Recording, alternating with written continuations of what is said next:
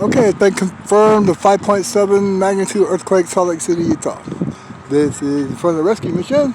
Looks like that building next to it, ANZ produce, what have you, looks like that. Have some debris as well.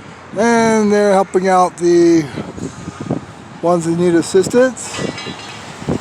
Normal situation with cause and effect.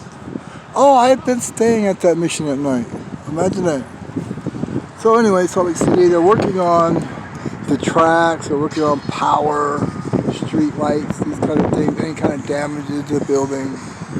I've seen glass on the sidewalk coming from off of buildings and stuff. But anyway, normal scenario, aftershock. Fortunately, it wasn't that bad. Could be worse. Better prepare. Chris Dwankerson Enterprises. March 18, 2020, downtown Salt Lake City, Utah. Have a nice day.